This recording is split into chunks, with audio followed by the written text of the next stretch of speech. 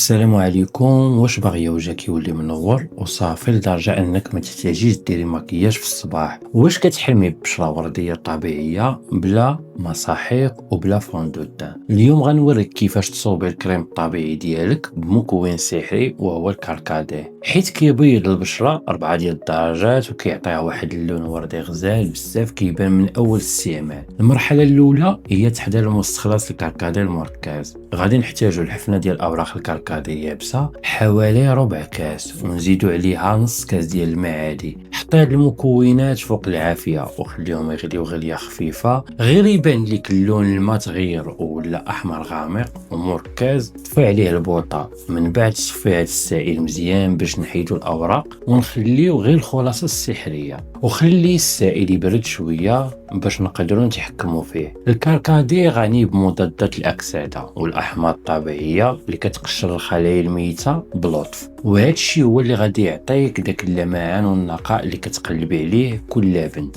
حاولي تتبعي هذه الخطوات بدقه، حيت التركيز ديال السائل هو اللي غيحدد قوه الكريم والنتيجه النهائيه على وجهك. دابا وصلنا للمرحله الثانيه، وهي كيفاش نحولوا هذا السائل الاحمر الكريم رطب وسهل في التطبيق. زيدي على هذا السائل اللي صفيناه 2 معالق كبار ديال الدقيق الابيض الطحين اللي كنستعملوه في الحلويات.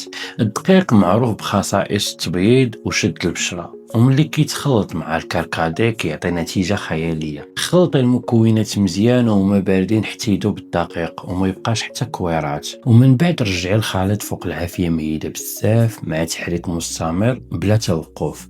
غتلاحظي بلي الخليط بدا كيعقد شويه بشويه حتى يولي عندك قوام كريمي ناعم وعاقد بحال الماسك. طفي عليه وخليه يبرد تماما قبل ما تستعمليه. واحد النصيحه مهمه بزاف، تقدري تحتفظي بهذا الكريم في قرعه ديال الزاج في الثلاجه لمده 3 ايام فقط، ومن بعد خاصك توجدي كميه جديده حيت المكونات طبيعيه وما فيهاش مواد حافظه. هذا الكريم غيولي هو الصديق ديالك الوفي، حيت كيحيد التصبغات وكيوحد اللون البشره بطريقه طبيعيه وامينه، والريحه ديالو كتحمق وغتخليك تحس بانتعاش وانت دايره الماسك على وجهك. المرحله الثالثه وهي طريقه الاستعمال الصحيحه باش تحصلي على اقوى استفاده من هذا الكريم المورد. قبل ما تبداي ضروري غسلي وجهك مزيان بالماء والصابون اللي كيتناسب مع نوع البشره ديالك، ونشفيه بفوطه قطنيه حيت المسام خاصهم يكونوا نقيين باش يتشربوا الكريم مزيان. وزعي هذا الكريم على البشره ديالك كامله، ومن بعد ما تنسيش العنق ديالك باش يكون اللون موحد. خلي الماسك لمده 20 دقيقه كامله اي ثلث ساعه، وغتحسي بالبشره ديالك بدات كتجبد وكتشرب المواد الفعاله. ملي تدوزي هذا الوقت غسلي وجهك بالماء دافي بحركات دائريه خفيفه باش تحيدي الكريم بكل سهوله، ومباشره من بعد الغسيل هذه هي الخطوه اللي كدير الفرق.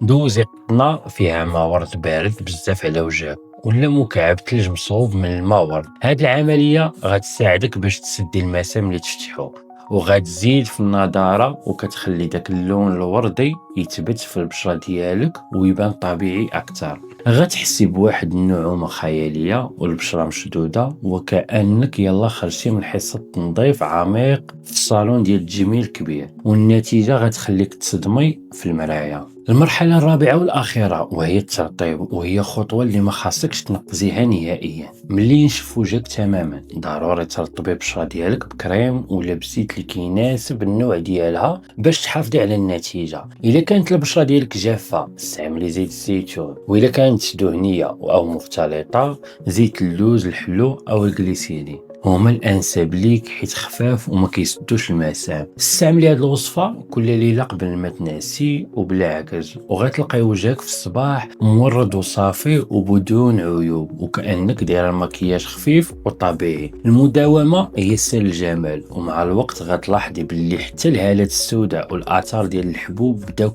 يختفيو.